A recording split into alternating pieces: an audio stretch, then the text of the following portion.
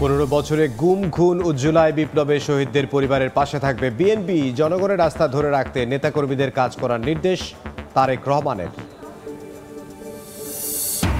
নতুন বছরের প্রথম দিন হচ্ছে না বই উৎসব, পরিমার্জনের কারণে ছাপাতে দেরি। খুলনায় গণশিক্ষা উপদেষ্টা জানুয়ারির মধ্যেই পাবে সব পর্যায়ের শিক্ষার্থী।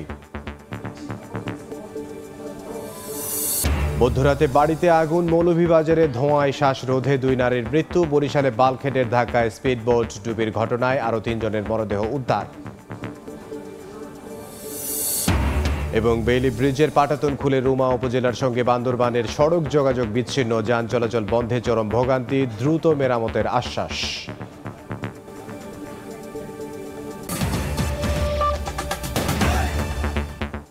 বাংলার সময় সঙ্গে আছি আমি ইমদাদুল হক।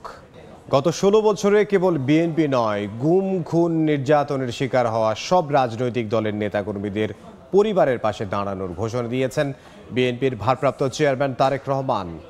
রাষ্ট্র গঠনে 31 দফা বাস্তবায়নে দলটির আয়োজনে বরিশাল ও রংপুর বিভাগীয় কর্মশালায় কথা বলেন তারেক রহমান। সরকার গঠন করতে পারলে গণ অভ্যুত্থানে শহীদদের স্মরণে বিভিন্ন স্থাপনা তৈরি এবং ক্ষতিগ্রস্ত পরিবারের পাশে থাকার ঘোষণাও দেন তিনি। রাজনৈতিক উদ্দেশ্যে আওয়ামী লীগ ধর্মকে ব্যবহার করেছে বলে অভিযোগ করেন তারেক রহমান। ঘরে ঘরে গিয়ে 31 দফার বার্তা পৌঁছে দিতে দলীয় নেতাকর্মীদের প্রতি আহ্বানও জানান তিনি।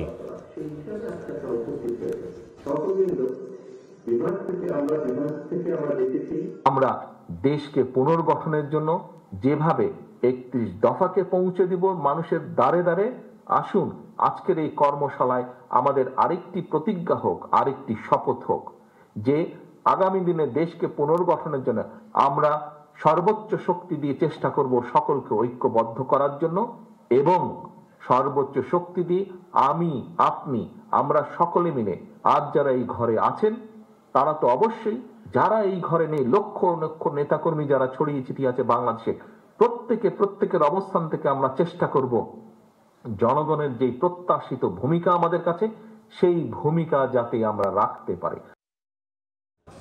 এবার নতুন বছরের প্রথম দিন বই উৎসব হচ্ছে না, তবে জানুয়ারির মধ্যেই বই তুলে দেওয়া হবে শিক্ষার্থীদের হাতে। সকালে খুলনা বিভাগীয় কমিশনারের কার্যালয়ে মতবিনিময় সভায় যোগ দিয়ে কথা জানান প্রাথমিক ও গণশিক্ষা উপদেষ্টা ডক্টর বিধান রঞ্জন রায়। বলেন, প্রাথমিক শিক্ষক নিয়োগে সব ধরনের কোটা বাতিল হয়েছে। নেমল হোসেন কোচির তোলা ছবিতে আব্দুল্লাহ আল মামুন রুবেলের প্রতিবেদন। সকালে খুলনা বিভাগীয় কমিশনারের কার্যালয়ে মতবিনিময় সভায় যোগ দেন প্রাথমিক ও গণশিক্ষা উপদেষ্টা ডাক্তার বিধান রঞ্জন রায়। অংশ নেন বিভাগের 10 জেলা প্রশাসক, শিক্ষা কর্মকর্তা সহ গুরুত্বপূর্ণ দপ্তরের কর্মকর্তারা। মতবিনিময় সভা শেষে উপদেষ্টা জানান, এবার নতুন বছরের প্রথম দিন বই উৎসব হচ্ছে না, তবে জানুয়ারির মধ্যেই বই পাবে শিক্ষার্থীরা। অন্যান্যবার যেভাবে বই উৎসব 1 জানুয়ারি করা হয়, আমরা ঠিক এই ধরনের উৎসবে যাচ্ছি না, কিন্তু প্রাথমিকের বইগুলো আমরা জানুয়ারির মধ্যে দিয়ে দেব। নতুন পাঠ্যপুস্তকগুলোতে আমাদের ছাত্র গণ অভ্যুত্থান যা হয়ে গেল তা বিভিন্নভাবেই এটাতে প্রেজেন্ট করা হবে। এতে অনেক রকম গ্রাফিতি থাকবে, ছবি থাকবে, গল্প থাকবে।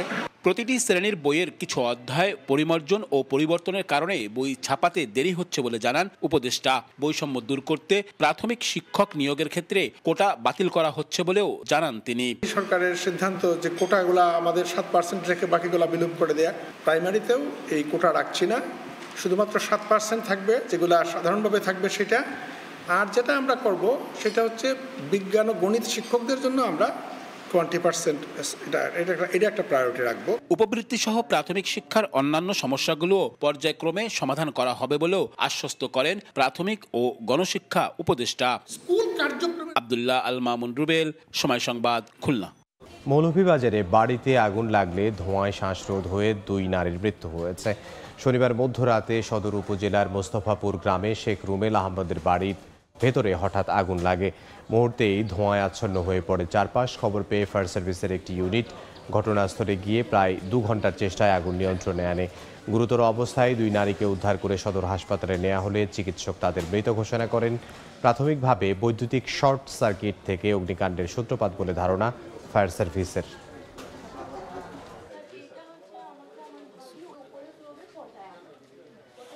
ঘটনাস্থল পরিদর্শন করেছি, প্রকৃত কারণ উদ্ঘাটনপূর্বক, এবং এখানে যে 2জন মারা গিয়েছেন। আমরা এ বিষয়ে পরবর্তী আইনগত ব্যবস্থা গ্রহণ করতেছি। কৃষকরা যেন তাদের ফসলের উৎপাদন বাড়াতে পারে সে লক্ষ্যে সরকারের পক্ষ থেকে সব ধরনের সহযোগিতা করা হচ্ছে বলে জানিয়েছেন খাদ্য উপদেষ্টা আলী ইমাম মজুমদার। দুপুরে ব্রাহ্মণবাড়িয়ার আশুগঞ্জে মেঘনার তীরে নির্মাণাধীন স্টিল সাইলোর নির্মাণ কাজ পরিদর্শন শেষে কথা বলেন তিনি। কৃষকরা যাতে উৎপাদন বাড়াতে পারে তার জন্যে তাদেরকে যথাযথ প্রণোদনা দেয়া, তাদেরকে যথাযথ প্রযুক্তির দিয়ে উন্নততর প্রযুক্তির দিকে তারা যাতে ব্যবহার করতে সক্ষম হয় এবং যথাসম্ভব কম দামে তারা যাতে কৃষি উপকরণ পেতে পারে তার জন্য সরকার ব্যবস্থা করে যাচ্ছে। বেইলি ব্রিজের পাটাতন খুলে যাওয়ায় বান্দরবানের সঙ্গে রুমা উপজেলার সড়ক যোগাযোগ বিচ্ছিন্ন হয়ে পড়েছে। সকালে রুমা সড়কের কক্ষং ঝিড়ি এলাকায় একটি বেইলি ব্রিজের পাটাতন খুলে যায়, এতে যান চলাচল বন্ধ হয়ে যায়। এ সময় দুপাশে আটকা পড়ে যাত্রীবাহী বাস ও পণ্যবাহী গাড়ি, এতে ভোগান্তিতে পড়েন যাত্রীরা। এ বিষয়ে বান্দরবান সড়ক ও জনপথ বিভাগের নির্বাহী কর্মকর্তা নজরুল ইসলাম জানান, দ্রুত মেরামত করে যান চলাচলের ব্যবস্থা করা হবে।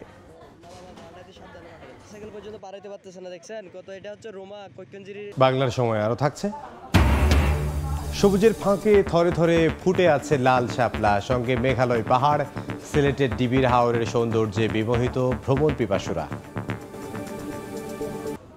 পরিচ্ছন্নতা কর্মীদের অনিয়ম খতিয়ে দেখতে এবার মাঠে নেমেছে চট্টগ্রাম সিটি কর্পোরেশনের মেয়র ডক্টর শাহাদাত হোসেন। সকাল 10টায় নগরীর দেওয়ানহাট ওয়ার্ড কার্যালয়ে তদারকিতে যান তিনি। এ সময় পরিচ্ছন্নতা কর্মীদের নাম যাচাই বাছাই করে তাদের সঙ্গে বিভিন্ন বিষয়ে মতবিনিময় করেন।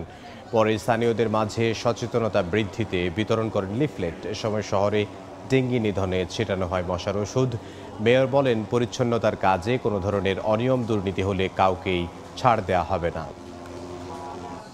জাহাঙ্গীরনগর বিশ্ববিদ্যালয়ের আহত শিক্ষার্থী, শিক্ষক ও কর্মচারীদের চিকিৎসার জন্য আর্থিক সহায়তা দিয়েছে বিশ্ববিদ্যালয় কর্তৃপক্ষ। দুপুরে উপাচার্য কামরুল হাসান জানান, জুলাই বিপ্লবে জাহাঙ্গীরনগর বিশ্ববিদ্যালয়ের আহত 35 শিক্ষার্থী, এক শিক্ষক ও একজন কর্মচারীর মধ্যে 36,96,900 টাকা দেয়া হয়েছে। এদিকে রাজশাহী বিশ্ববিদ্যালয়ে ভর্তি পরীক্ষায় পোষ্য কোটা সমর্থনকারী শিক্ষক ও কর্মকর্তাদের লাল কার্ড প্রদর্শন করেছে বৈষম্য বিরোধী শিক্ষার্থীরা। এ সময় ঘণ্টাব্যাপী আন্দোলন করেন শিক্ষার্থীরা, এতে শতাধিক শিক্ষার্থী অংশ নেন। মেঘালয়ের সবুজ পাহাড় ঘেঁষে বিলের কালচে পানির উপর সবুজের ফাঁকে থরে থরে ফুটে আছে লাল শাপলা। যেন রং তুলির আঁচড়ে প্রকৃতি ভিন্ন এক রূপে সেজেছে। সিলেটের জৈন্তাপুরে ডিবির হাওরের লাল শাপলার রাজ্যে ভিড় বাড়ছে পর্যটকদের। দিগেন সিংহের ছবিতে জয়ন্ত কুমার দাসের রিপোর্ট। ভোরে উদিত লাল সূর্য, অতিথি পাখির বিচরণ, লাল শাপলার মেলা আর মেঘালয়ের সবুজ পাহাড়, সব মিলিয়ে প্রকৃতির ঢেলে দেয়া এক সৌন্দর্যের ক্যানভাস। অপরূপ সৌন্দর্যে ঘেরা সিলেটের জৈন্তাপুর শাপলা বিল অনেকের কাছে ডিবির হাওর নামেও পরিচিত। শরতের শেষ আর শীতের শুরুতে লাল শাপলা তার মনোমুগ্ধকর সৌন্দর্য ছড়িয়ে সবাইকে আকর্ষণ করে।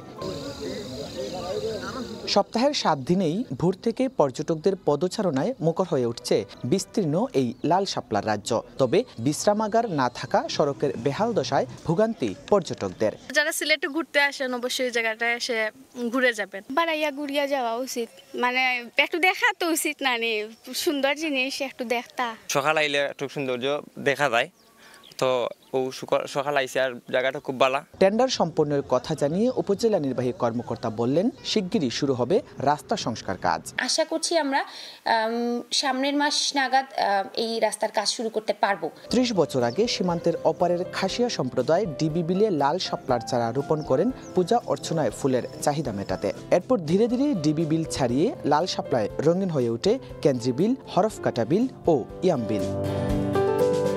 জয়ন্ত কুমার দাস, সময় সংবাদ, জৈন্তাপুর, সিলেট। বাংলার সময়ের শীর্ষ সংবাদগুলো জানিয়ে দিচ্ছে আরও একবার। 15 বছরে গুম, খুন ও জুলাই বিপ্লবের শহীদদের পরিবারের পাশে থাকবে বিএনপি। জনগণের আস্থা ধরে রাখতে নেতাকর্মীদের কাজ করার নির্দেশ তারেক রহমানের। নতুন বছরের প্রথম দিন হচ্ছে না বই উৎসব, পরিমার্জনের কারণে ছাপাতে দেরি। খুলনায় গণশিক্ষা উপদেষ্টা, জানুয়ারির মধ্যেই পাবে সব পর্যায়ের শিক্ষার্থী।